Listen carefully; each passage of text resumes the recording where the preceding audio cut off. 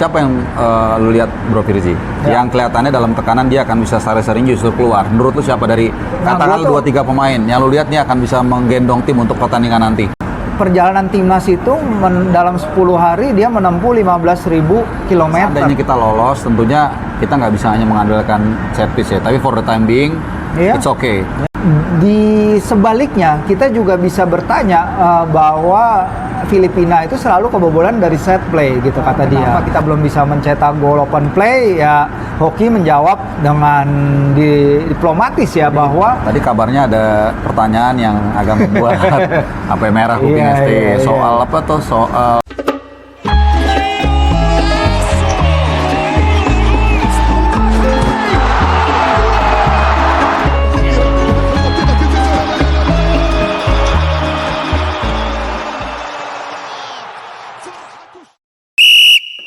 Welcome to my channel.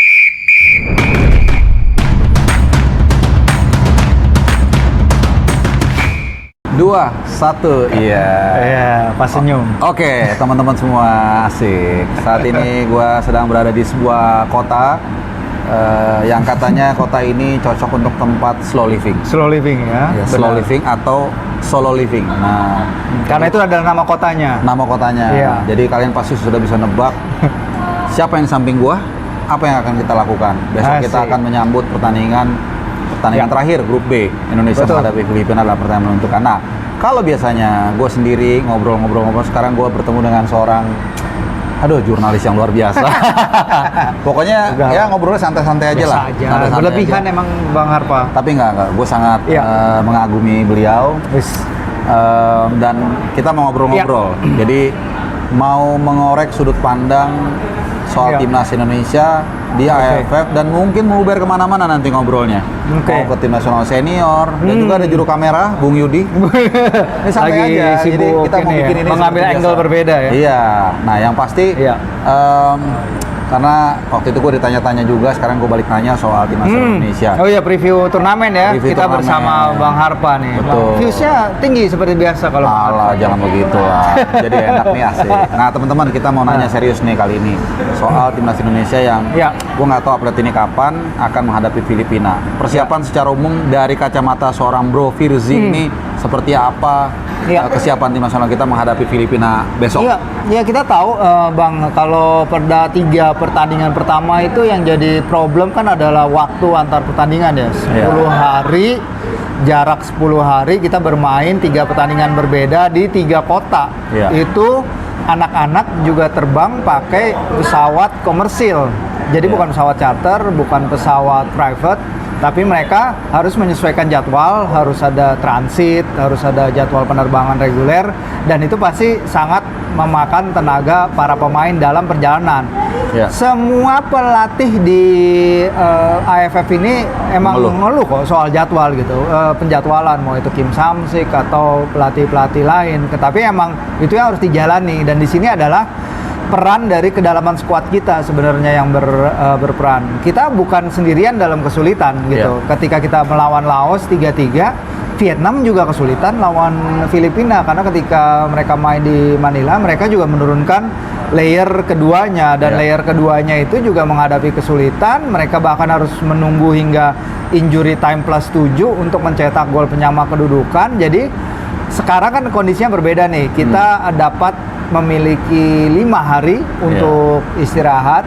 Ini kemewahan. Coach Shin tadi bilang ya di konferensi yang kita datengin tadi, dia ada 2 hari penuh full untuk rest, kemudian conditioning, baru tactical. Dan ini adalah suatu hal yang sangat luar biasa lagi. Kita lihat dari para pemain, karena beberapa pemain itu kayak Arkan Fikri kan dia terus main ya, terus Arkan bermain. Fikri ya, gelandang ya. Gelandang secara kontinu, dia pasti berat sekali tugasnya. Kadek Karel juga bermain terus-terusan. Jadi memang untuk beberapa pemain waktu 5 hari ini sangat-sangat berguna. Dan kita juga di Solo ya, udaranya adem ayem ya, enak adem. nih. Tadi siang agak panas, agak gobios ya kalau orang Jawa bilang. Iya, sekarang agak lebih mendung, iya, dan ini adalah kondisi persiapan yang ideal juga pasti untuk menjelang laga besok. Hujan-hujan tipis gini yang membantu para pemain juga pas latihan.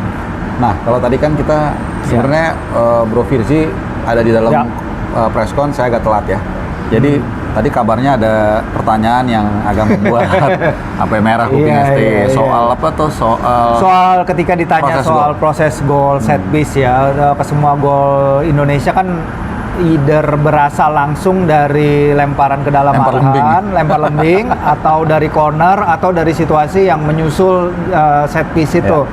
Ya ketika ditanya kepada Hoki Caraka yang juga hadir di konvers dan juga kepada Coach Shin sendiri, kenapa kita belum bisa mencetak gol open play, ya Hoki menjawab dengan diplomatis ya bahwa a goal is a goal gitu. Mau gol itu set piece atau gol open play harganya sama, satu gol. Nah, sementara Coach Shin jawabannya sedikit lebih ketus ya, dengan dia mengatakan ini bukan pertanyaan positif gitu. Dia menjawab kayak di sebaliknya kita juga bisa bertanya bahwa Filipina itu selalu kebobolan dari set play gitu kata dia. Jadi ini menurut dia bukan pertanyaan positif dan dia menolak mengelaborasi terlalu banyak soal bukan kebuntuan sih, tapi sumber gol kita di turnamen ini ya. Dan ya jawaban dia itu mungkin ya sedikit menunjukkan mungkin dia sedikit ada kekesalan juga terhadap timnya, kegundahan juga, bahwa dia menyadari memang bahwa ya tentu gol open play sangat dibutuhkan dan kita butuh juga gol, walaupun a goal is a goal gitu loh. Mau berdatang dari titik penalti, mau dari corner, mau kayak Arsenal nyetak gol terus dari corner, ya satu gol bisa membawa kita juara kalau dari corner gitu. Maksudnya nyindir Arsenal gua nih kayaknya. Tapi ya sih memang di presscon itu kita juga harus bisa mengovercome situasi ya. Tapi menurut gua jawaban Hoki tadi cukup diplomatis dan juga ada isinya ya. Sebenarnya bilang aja seperti itu gitu. Bilang aja gol adalah gol, mau itu set piece, mau itu open play. Tapi emang wajar kalau open play kita dipertanyakan ya, karena kita menyerang itu menjadi masalah karena kita di turnamen ini hanya ada 32% shot akurasi, 14 on target dari 43 tembakan. 32% akurasi berarti dari 3 kali shot hanya 1 yang on target. Yes. Nah, ini kalau raja soal data ini nih, mantap. Karena emang kita penciptaan kualitasnya banyak yang low quality ya. Kita banyak streak lah misalnya. Dia beberapa kali mencoba menembak dari sudut-sudut yang sulit. Dari beberapa pemain lain juga melakukan hal sama. Jadi memang ketika dibutuhkannya adalah sebuah gol set piece, ya udah biarin aja, toh harganya adalah sama. Oke. Tapi kan kalau ketika menghadapi nanti seandainya kita lolos, tentunya kita nggak bisa hanya mengandalkan set piece ya. Tapi for the time being, it's okay. Oke, untuk ke line up kan kita lihat dari satu ke pertandingan lain biasa nih. Kalau gue bilangnya formasi Drunken Master. Jadi suka ganti-ganti. Kemudian bukan hanya sekarang sebenarnya di kualifikasi Piala Dunia dia juga suka melakukan itu, dan yang paling absurd tuh waktu lawan China kan. Nah, kalau dari sudut pandang lu nih Bro Firzi, lawan sebenarnya gini ya, yang soal ada dua anggapan sih mungkin ya, ketika lawan China dan mungkin disamakan dengan ketika melawan Laos situasinya. Beda bahwa ketika melawan China ya kita menurunkan memang bukan pemain terbaik di posisinya, kita ganti kapten dan lain-lain. Kalau saya bicara dengan beberapa orang di PSSI itu ada anggapan kayak misalnya Coach Shin kok kayak menganggap remeh nih ketika lawannya kita diharapkan itu menganggap remeh nggak menurut lo?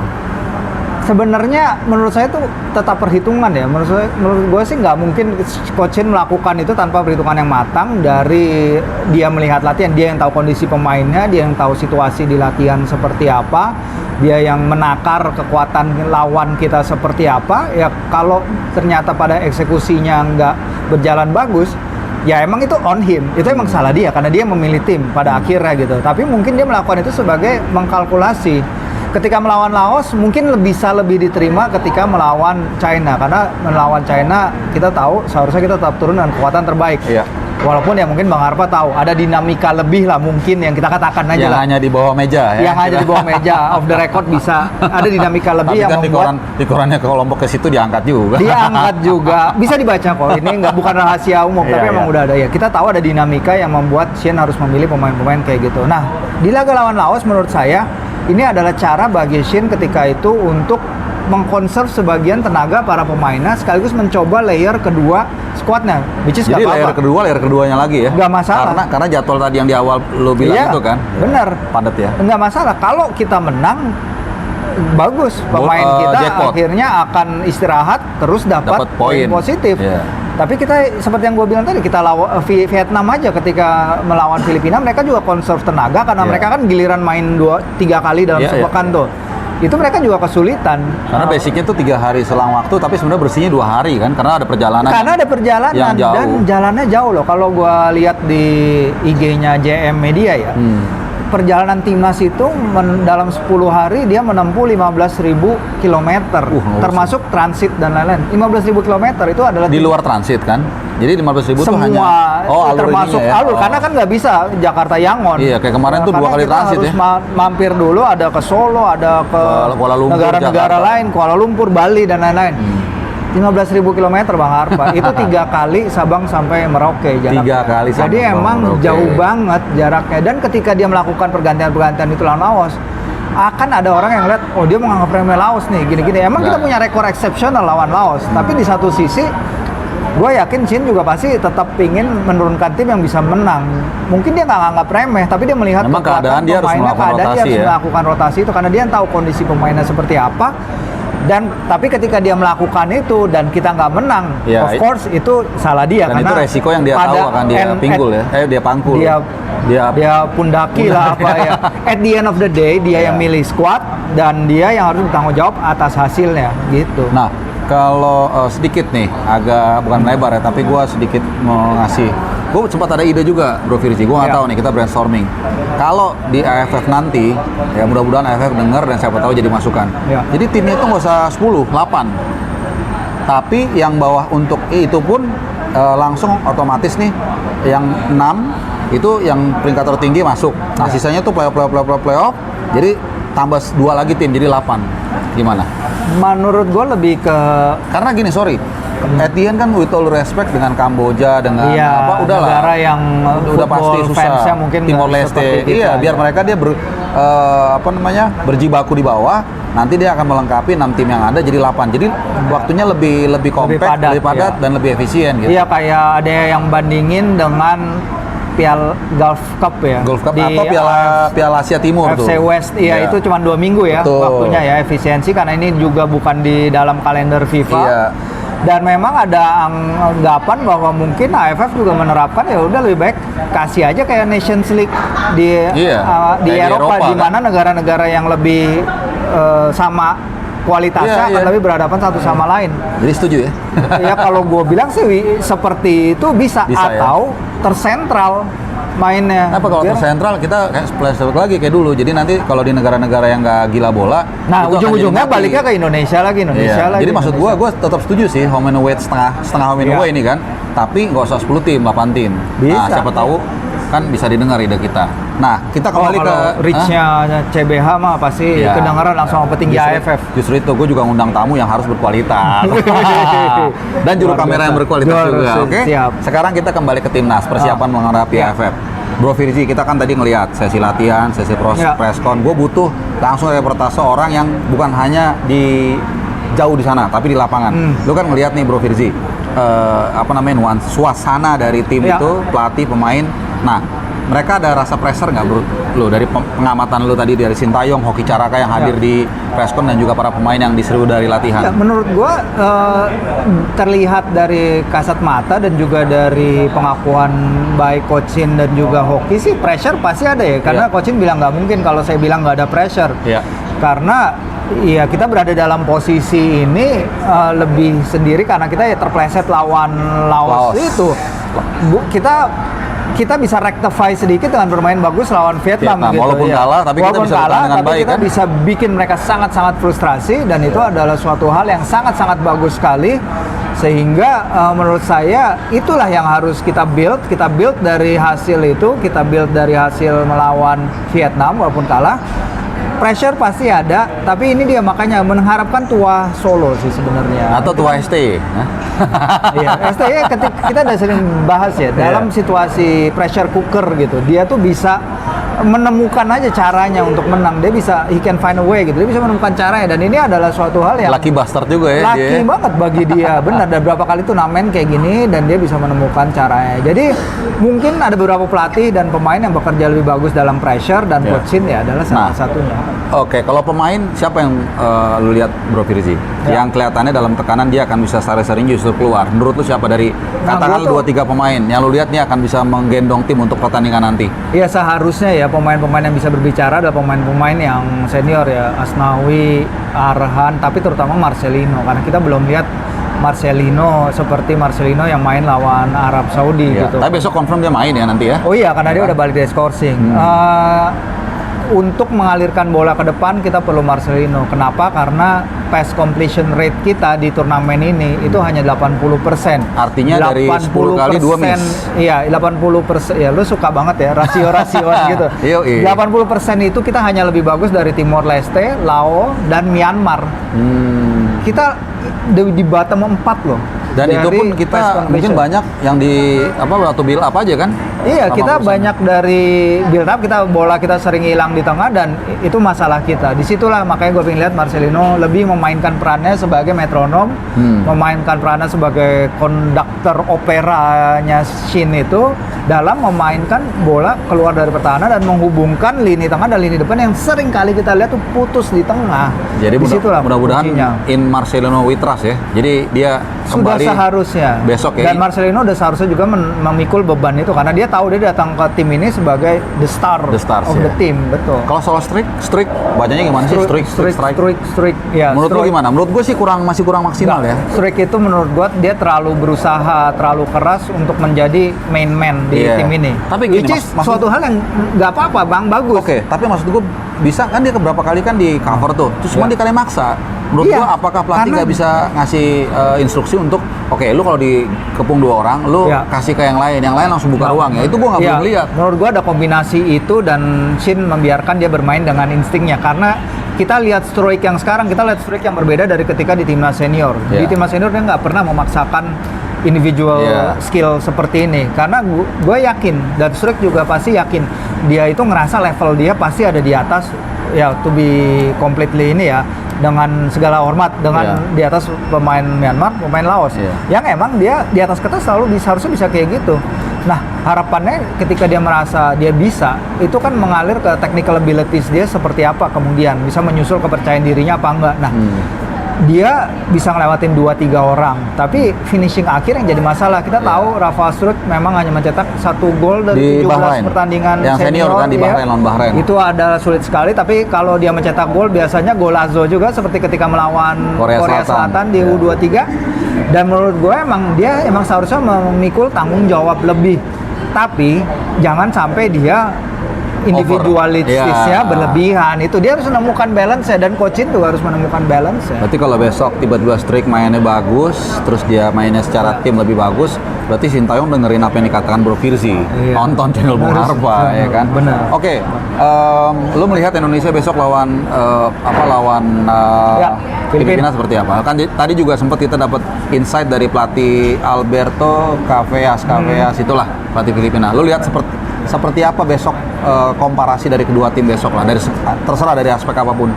Ya, dari aspek sejarah kita menang 21 kali lawan Filipina. Filipina hanya menang sekali lawan kita sejak kedua negara bertemu tahun 1958. Kemenangan terbesar kita di Piala AFF datang lawan Filipina 13-1 ya tahun 2002. Sejarah berat memihak kita. Terakhir ketemu di round 2 qualifiers juga kita menang 2-0.